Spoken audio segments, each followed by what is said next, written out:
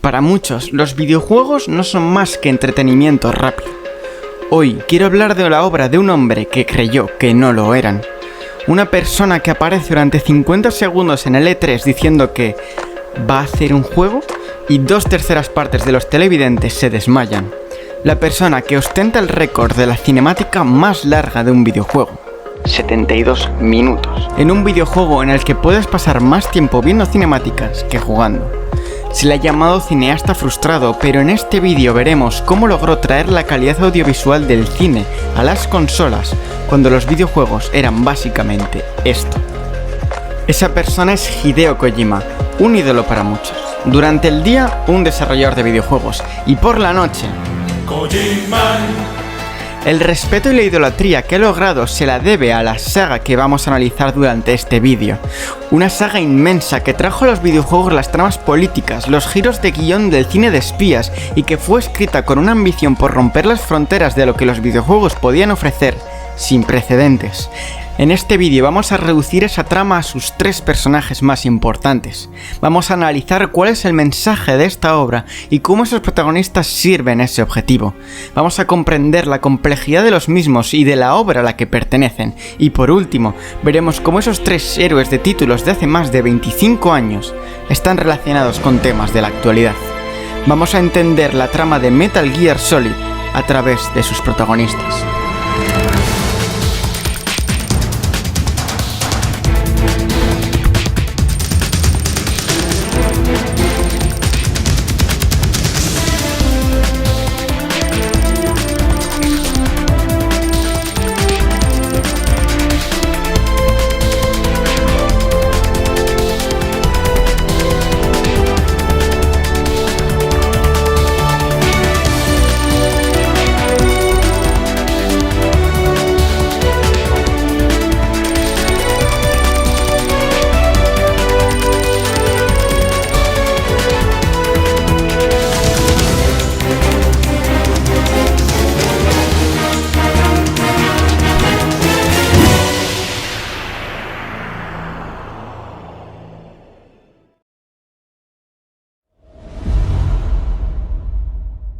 Antes que nada, un poco de contexto.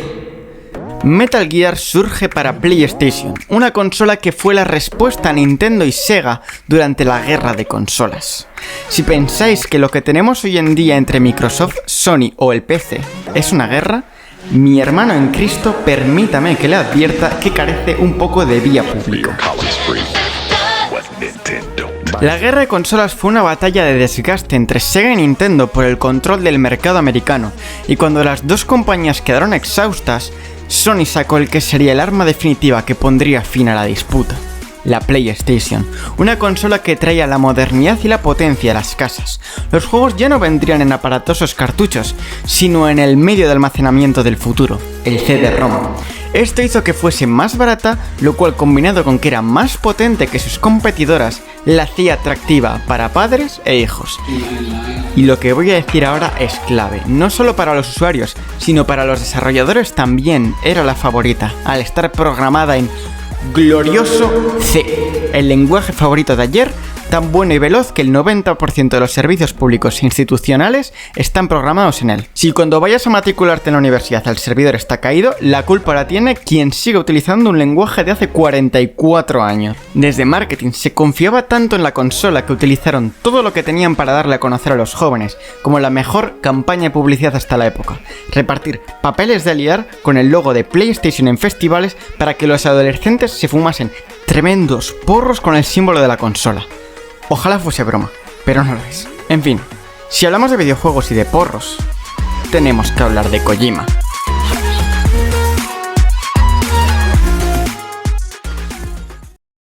Ya en la época de la NES y el MSX2, cuando los videojuegos no eran más que esto, Kojima quería que sus videojuegos fuesen algo más.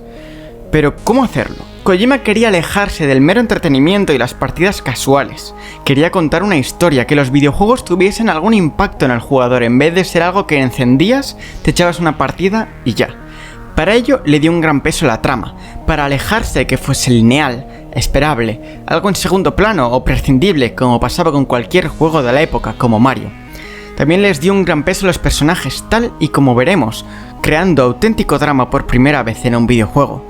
Si Mario era un crucigrama para pasar el rato, Kojima quería crear una novela que enganchase al espectador, le hablase de temas de actualidad, que pudiese convencerlo o cambiar su comportamiento. A través de Metal Gear, Kojima hablaba de temas actuales que preocupaban a Japón y al resto del mundo, como era, por ejemplo, la guerra. En un contexto como son los videojuegos, en el que se banaliza la violencia y se usa como entretenimiento, Kojima dio un discurso antibélico, en contra de la guerra y a favor del desarmamiento, especialmente nuclear, usando su obra, Metal Gear Solid, un videojuego como medio difusor. Otros temas que también pertenecían al interés general de esa época eran tratados con un tono que unía la filosofía con la ciencia ficción. Kojima sugería que el genoma humano, que recientemente había sido secuenciado por primera vez, estaba relacionado con el destino, el cual estaría escrito en nuestros genes. Pero sobre todo, el principal objetivo de Kojima era crear arte en los videojuegos. Muchos caen en el error de pensar que buenos gráficos equivalen a que un juego se vea bien. Pero, ¿qué pasa cuando no es posible tener buenos gráficos, como pasaba en esa época, o si hoy en día juegas en una tostadora? En esos casos, el arte se debe crear con los otros medios que los videojuegos te permiten. Como las expresiones faciales eran imposibles de ver, hizo que actores de doblaje de cine les diesen voz y expresión.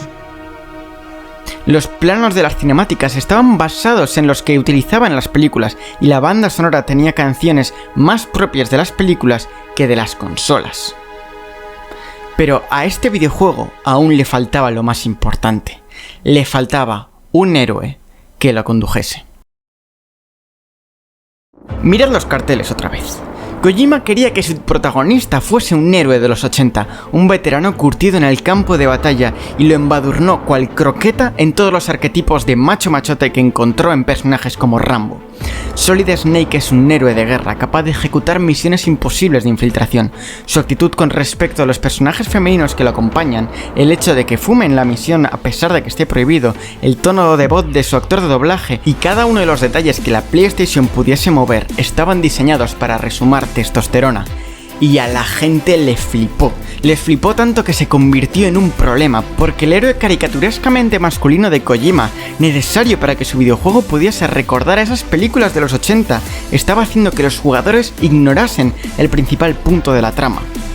Muchos de estos, al proyectarse en Solid Snake, al cegarse por su hombría, valentía y testosterona, jugaban a ser Solid Snake, creyéndose héroes de la guerra, y pensando que la violencia y la guerra eran algo divertido. Justo lo contrario que lo que la trama de Kojima, que condenaba la violencia, quería comunicar. Porque Solid Snake no es un personaje mudo como Link de The Legend of Zelda, hecho para que te puedas proyectar en él y te creas que eres tú el que está viviendo esa aventura. Snake tiene diálogos y acciones propias en los que dice y actúa dejando claro que él no se ve como un héroe, en el que condena la violencia y en el que denuncia que está siendo forzado a luchar una lucha que no es suya. Estos jugadores se quedaron en lo superficial y obviaron todos los diálogos de otros personajes y de Snake que estaban en contra de la guerra, pero Hideo Kojima vio esta respuesta de la audiencia como una oportunidad para reformular su mensaje y creó un personaje que se alejase de los arquetipos masculinos a la vez que conseguía estar a la altura de Solid Snake.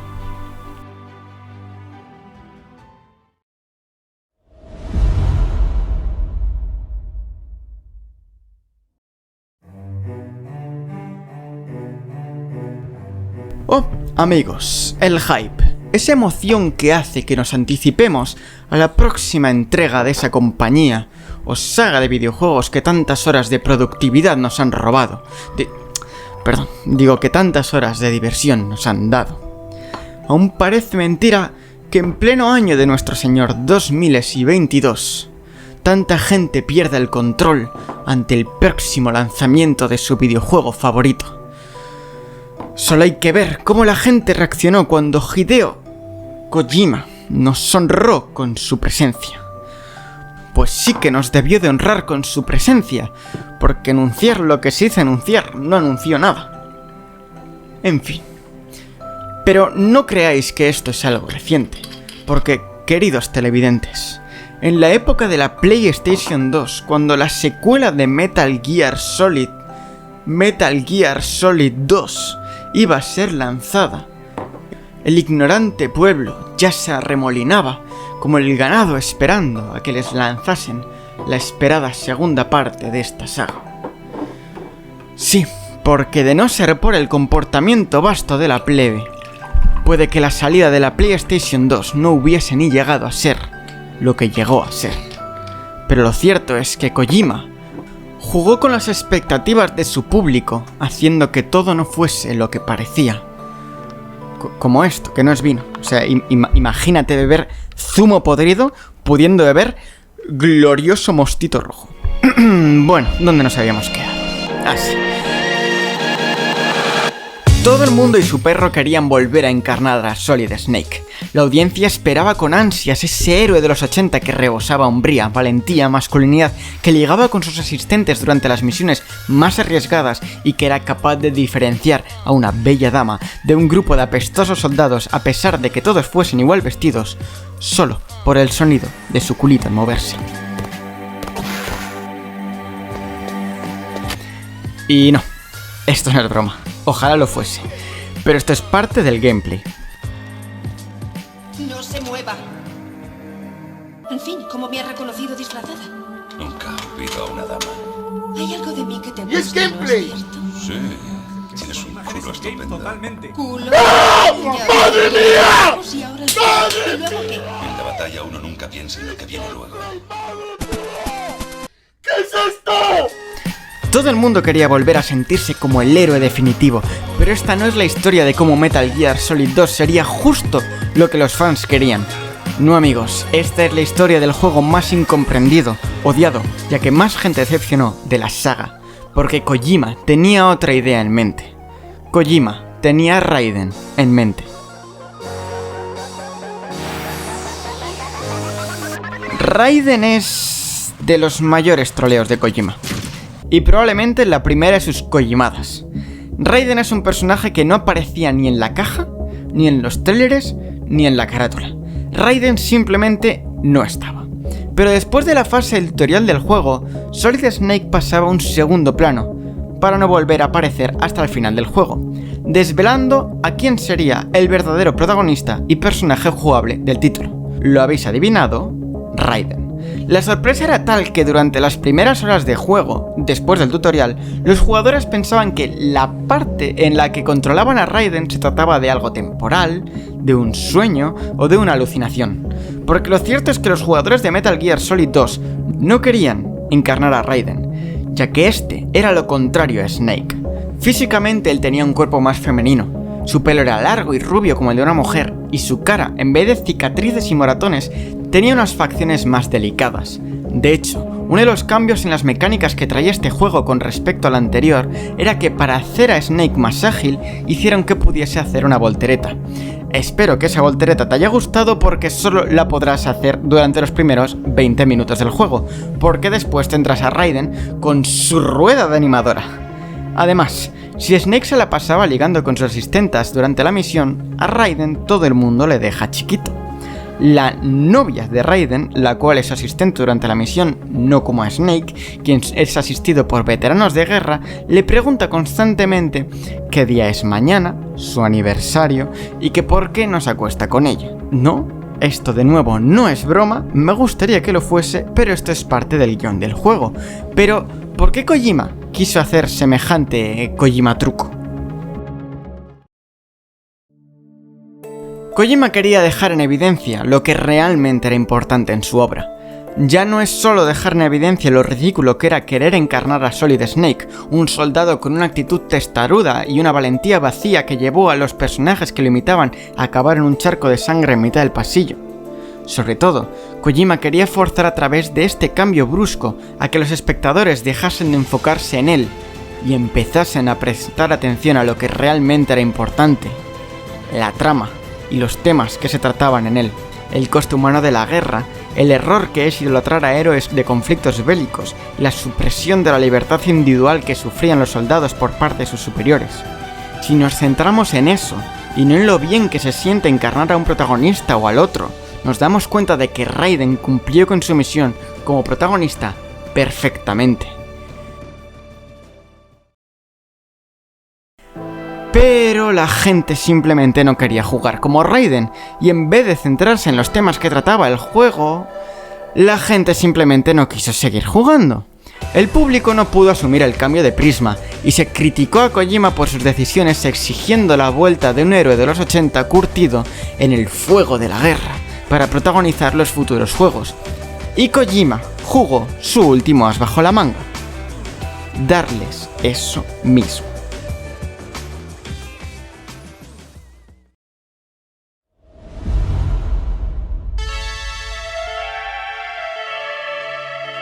Si en Metal Gear Solid 2 Kojima quería subvertir la figura del héroe de guerra con un personaje masculino con atributos femeninos, en Metal Gear Solid 3 Kojima creó un protagonista femenino con atributos masculinos.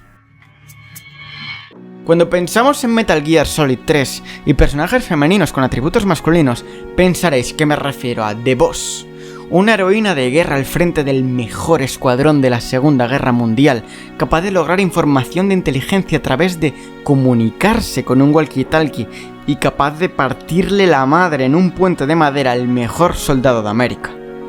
Pero no. Al hablar de subversión, podríais pensar en Eva, una espía doble o triple, me perdí un poco en ese punto de la trama, encargada de una de las misiones más importantes de la saga, que es la principal catalizadora de los eventos de Metal Gear Solid y Metal Gear Solid 4, a pesar de aparecer casi en toda la trama, y que logra infiltrarse en una de las armadas más importantes del frente ruso contrario a la KGB.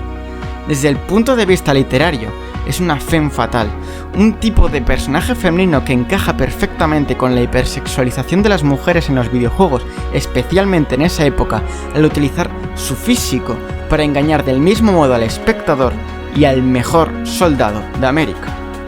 Pero no, el personaje del que vamos a hablar es el propio protagonista del videojuego, Naked Snake, quien posteriormente se llamaría Big Boss. A ver, para los que no hayan jugado nada de Metal Gear, un resumen.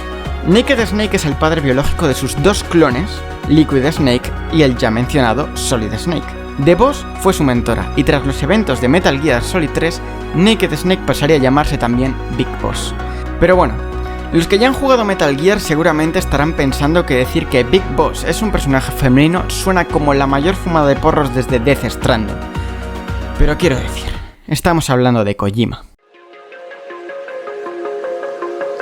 Big Boss quería subir la apuesta con respecto a Solid Snake. Si Solid Snake fumaba, Big Boss fumaba puros. Si Solid Snake se infiltraba haciendo submarinismo, Big Boss lo hacía en caída libre desde un avión a tropecientos metros de altura. Si en Metal Gear ligabas con tu médico a través del códec, aquí tenemos a Eva, quien busca el amor de Naked Snake en sus besos, pero no los encuentra porque él solo vive para la misión. Espero no equivocarme al grabar esto porque no pienso volver a repetir eso último. De verdad que es mentalidad de subreddit incel. Sigo. Naked Snake entra en la jungla y esta le da la bienvenida como el feroz animal que es. Las nuevas mecánicas que presenta el videojuego, que solo Kojima sabe por qué no acabaron en el Metal Gear Solid 5, hacían que te tuvieses que curar tus heridas, a pesar de que eso implicase arrancarte las balas con un cuchillo o suturarte las heridas con un puro. Al final del juego tendrías que cazar para alimentar a Eva. Una vez más, no, esto no es broma, traer comida a tu mujer es parte del gameplay. Y todo estaba hecho para que encarnases a un superviviente en la jungla. Que se sintiese bien ser el soldado definitivo, sentir que tú eres el macho más macho del mundo. Entonces, ¿personaje femenino de qué? Porque aparentemente Naked Snake es todo lo que algunos considerarían todo un hombre sirviendo a su patria. A ver, lo de personaje femenino es algo un tanto obtuso, porque no hay un gran libro antiguo que determine lo que es y lo que no es un personaje femenino. Se trata más de lo que esperamos que haga ese personaje cuando es una mujer, Y eso que esperamos ha ido tomando forma a lo largo de los siglos con las historias que involucran a ese tipo de personaje. Es como Batman, o cualquier superhéroe realmente. No hay un gran canon que determine cómo debe comportarse Batman, qué decisiones tiene que tomar para cada caso de uso, cómo es su personalidad, cómo lidia con la ira, cómo es Bruce Wayne. No obstante, todos sabemos identificar qué esperamos de Batman, a pesar de que no haya reglas escritas. Incluso, en ocasiones, algunos autores se atreven a subvertir la representación que esperamos, y a mí personalmente eso me encanta. Por eso valoro muy positivamente Metal Gear y en concreto el 3, por la subversión que hace a lo largo de sus títulos de la figura del hombre violento y de los personajes femeninos. Y es que además, y especialmente cuando hablamos de los personajes femeninos, ya no se trata de lo que las historias nos cuentan, sino que están ligados a cómo vemos a las mujeres en la vida real. Ya no es una mera cuestión de entretenimiento, ya es una cuestión social, y Kojima quiere hablar de ello. Los personajes femeninos de este título ya los hemos presentado anteriormente, una heroína de guerra y una femme fatal, pero ¿por qué digo que Big Boss es un personaje femenino? Porque a pesar de no verse como uno, funciona como tal. Hasta los acontecimientos del Metal Gear Solid 3, Naked Snake estaba a la sombra de su mentora, The Boss. Snake no es más que un secundón, y este rol, tal y como estamos acostumbrados en las tramas violentas, Metal Gear Solid sin ir más lejos, está reservado para los personajes femeninos, como pasa con Meryl, que está a la sombra del protagonista Solid Snake. Respecto a su mentora, Naked Snake es mucho más pasivo, él no enseña, él aprende, tal como pasa con Meryl, y no tiene intereses propios como tal, sino que hace lo que dicen, y más bien sirve la trama que a sus intereses propios. Tras los acontecimientos del juego, Naked Snake, ahora Big Boss, entra en una relación de dependencia emocional brutal hacia The Boss. No es solo que decida dedicar el resto de su vida a materializar el sueño de su mentora, implique eso la violencia y los sacrificios personales que impliquen, sino que el catalizador del juego Metal Gear Solid Peace Walker comienza con Snake dejando atrás su hogar, sus hombres con los que tiene una relación casi fraternal, su estabilidad y el proyecto que estaba montando al escuchar una nimia grabación de la voz de su mentora en cinta magnética. Posteriormente, cuando sus intentos por reencontrarse con su mentora fueron en vano, entró en una espiral desenfrenada en busca de venganza que acabará por autodestruirlo, haciendo que cometa los actos más atroces y crueles que cualquier personaje de Metal Gear haya cometido. Todo por supuesto mientras Kojima engaña al espectador y este se pone a favor de todo lo que su idolatrado Big Boss ordenase. Porque la subversión que Kojima hace sobre los personajes femeninos en Metal Gear Solid 3 no es por mero entretenimiento. De nuevo, quería poner en evidencia la figura del héroe de guerra. Si con Raiden intentó hacer disfrutable un personaje afeminado, pero igual de heroico que Solid Snake, y la gente no pudo con él por quedarse en la superficie, con Big Boss hizo un personaje superficialmente más machote que cualquiera antes visto, pero hizo que funcionase como un personaje femenino, para en primer lugar demostrar que el espectador solo se queda en lo superficial ignorando lo substancial, y de paso subvertir la figura femenina hipersexualizada y destinada a un segundo plano que la sociedad había creado. La historia de Big Boss es una que pretende engañar al espectador. Si no fuese porque Solid Snake protagoniza la mayoría de los títulos grandes de la saga y que además fue el primero, Big Boss sería el personaje más querido de la saga, el más admirado, el más idolatrado. Pero eso es porque la gente se ha quedado en lo superficial, en la violencia, en las misiones imposibles ejecutadas con éxito por el soldado definitivo, en la base madre, en los gritos de guerra, pero han ignorado todo lo demás. Ya no el hecho de ser un personaje femenino para engañar el ego de los jugadores, sino que ignoran todo lo demás. La espiral de venganza, el ensañamiento, los niños de la guerra, la falta de moralidad a la hora de firmar contratos sin pensar en la repercusión moral de los mismos. Ser Big Boss es un infierno, pese a que la gente se divierta siéndolo, y el mayor de los pecados de Big Boss fue lo que hizo a Venom Snake. No quiero meterme en más trama de Metal Gear porque hay gente aquí que no ha visto la serie y simplemente quiere conocerla y conocer a sus protagonistas. Pero en Metal Gear Solid 5 no hay un solo acto bondadoso. Todos y cada uno de los acontecimientos y las decisiones que toma lo convierten en el terrorista y el antagonista qué será en los futuros juegos. No obstante, el público sigue adorando la figura de Big Boss y ahí es donde Kojima gana. Hizo el antagonista más retorcido que podía, pero lo hizo tal y como la audiencia le gustaba a los héroes. Y ese villano, a los ojos del público, tal y como lo era para los soldados de la base madre, no era más que eso mismo, un héroe. Por eso, Big Boss es el hombre que vendió al mundo.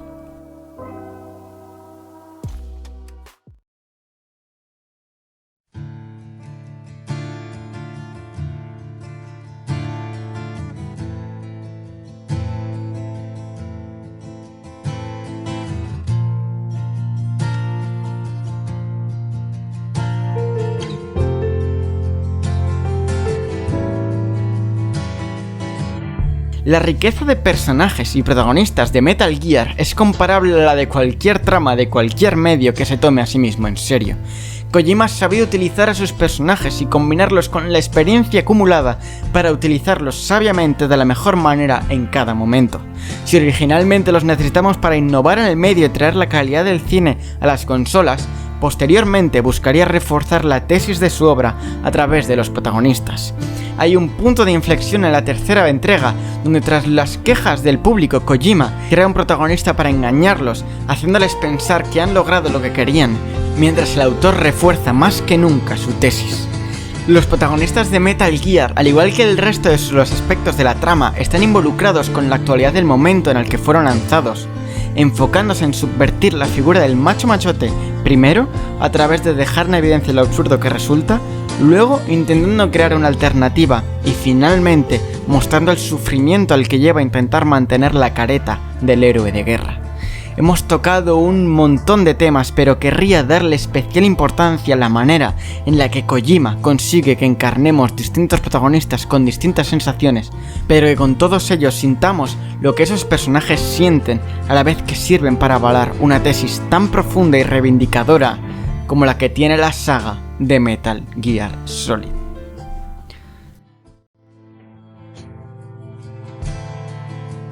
Vale, si has llegado aquí estoy flipando. Por favor, corre ahora mismo a la sección de comentarios y pon la palabra en clave albaricoque para que yo sepa que has llegado hasta aquí, porque yo prometo que mis vídeos no son tan largos, ¿vale?